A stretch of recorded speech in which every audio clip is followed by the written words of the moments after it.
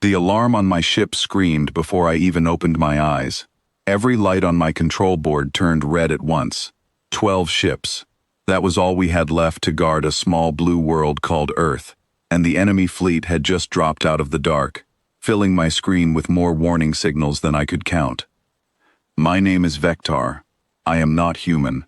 I come from a small, quiet people called the Osri, and I was the only one of my kind who chose to stay behind when every powerful nation in the galaxy packed up and left this planet to face its enemy alone. I still remember the meeting where it happened. The Great Council of Worlds sat in their tall chamber and voted to abandon Earth. A tired woman named Ellen Marsh stood at the front and asked them one simple question. If you will not help us, then who will? Nobody answered her. The doors closed. The ships of every strong nation flew away within a day, and Earth was left with nothing but its own people and 12 small ships that did not belong to it. I was in command of those 12 ships. We had no right to be there. We were not allies of Earth by any agreement. We stayed anyway, because I had spent years listening to human voices on old radio signals, their music, their arguments, their strange refusal to give up on anything, and somewhere in all that noise, I had learned to respect them more than I respected my own leaders. Now the enemy had come, and we were about to find out if respect was enough to save a planet. The first wave hit us within minutes. Fire lit up the black sky above the planet like a storm of falling stars. My ship shook so hard that sparks flew from the control panel. I heard my second in command, a calm young officer named Torin, shouting numbers at me faster than I could process them. 2 of our ships were already pulling back with damaged engines. We were outnumbered before the fight even properly began.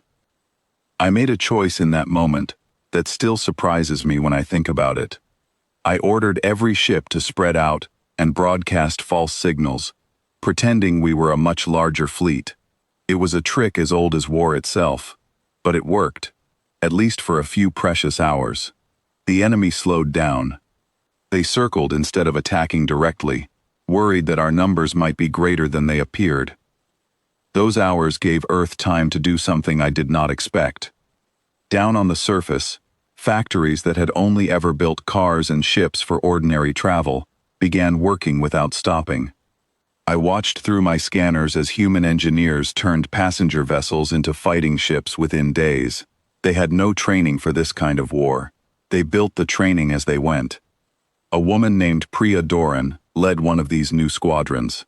I did not know her name yet, not during that first battle, but I would learn it soon enough, because she flew directly into the middle of the fight when our shields were failing, and pulled 2 of my ships out of the enemy's crossfire, using nothing but old cargo ships fitted with makeshift weapons. The enemy noticed. Of course they noticed. Their commander, a cold and confident being named Draxus Vel, sent a private message straight to my ship. He told me that Earth was already lost, that my choice to stay had only added a few more losses to their side of the war, and that I would regret not leaving when I had the chance. I did not answer him. I turned off the channel and focused on keeping my remaining ships alive. By the 3rd day, we had lost half our fleet. I lost a friend that day too, an officer named Cyril, who had followed me not because she cared about Earth, but because she cared about the choice I made. Her ship took a direct hit while covering a group of human survivors trying to escape a damaged station near the edge of the system. I watched the light on her hull disappear from my screen, and for a moment, I thought about ordering a retreat. I thought about telling myself that we had done enough, that no one could blame us for leaving now. Then my scanners picked up something new entering the system. At first, I thought it was another enemy wave, and my hands moved to prepare for the worst. But the signals were different. They were coming from Earth itself. 30 new ships broke into the battle at full speed. They were rough and unpolished, built from whatever materials humans could find in only a few months, but they moved with a kind of discipline that surprised even my own trained officers. At the front of this new group was a ship simply called Answer, and I understood immediately whose spirit had inspired that name. The voice that came through my radio was rough, tired, and completely certain. It belonged to a young commander named Callum Reed. He did not thank us. He did not waste time on speeches. He simply said that his people remembered who stayed when everyone else ran, and then he told me to hold my position, because help had finally arrived. What happened next was something I still find difficult to describe, even now, many years later. 30 ships that should not have existed, flown by people who had never fought a real battle before that week, placed themselves directly between my remaining ships and the enemy fleet. They fought with a kind of coordination that felt impossible for a species with so little experience in space combat. It was as if every pilot somehow understood exactly what the others were doing without needing to be told. Draxus Vel's fleet, confident until that moment, suddenly found itself facing something it had not expected.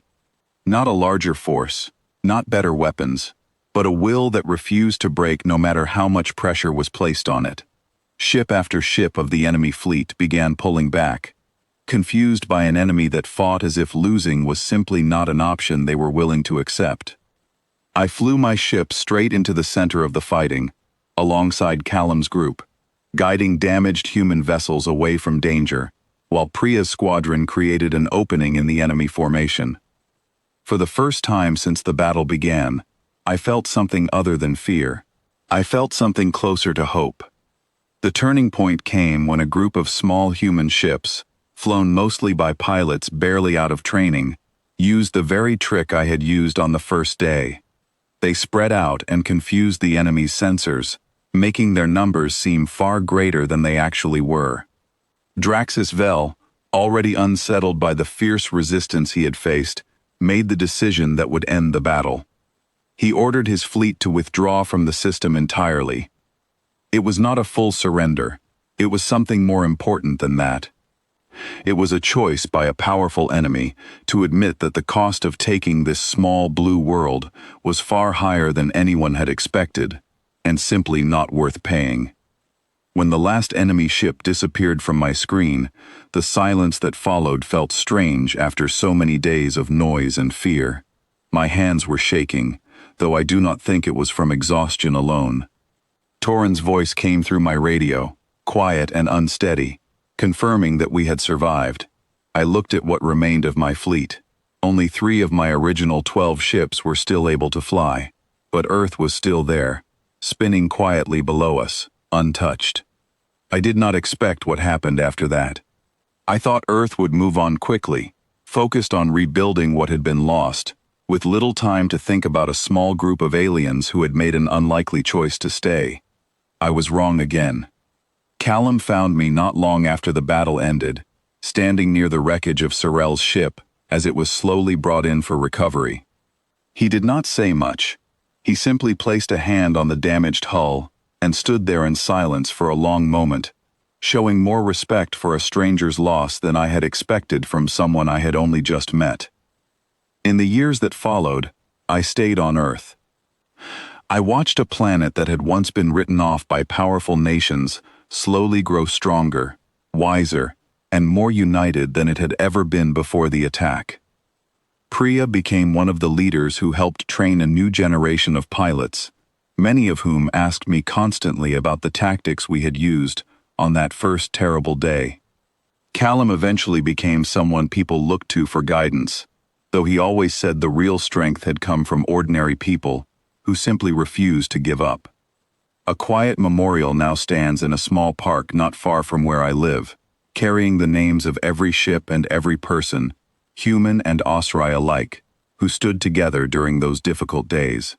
Cyril's name is there too, spelled slightly wrong the first time it was carved, though someone quietly corrected it a few weeks later without ever mentioning it to me. I still hear whispers sometimes of new dangers moving through distant parts of the galaxy, powerful forces weighing whether small worlds like Earth are worth protecting. I have learned not to trust the calculations made by councils sitting safely far away from any real danger. But I know one thing for certain now, something I did not fully understand before that first battle. Earth was never truly weak. It simply had not yet been given a reason to show its strength, and should that reason ever come again, I do not plan to be anywhere else but standing right beside it, just as I did the first time, when we stood with Earth, and Earth remembered.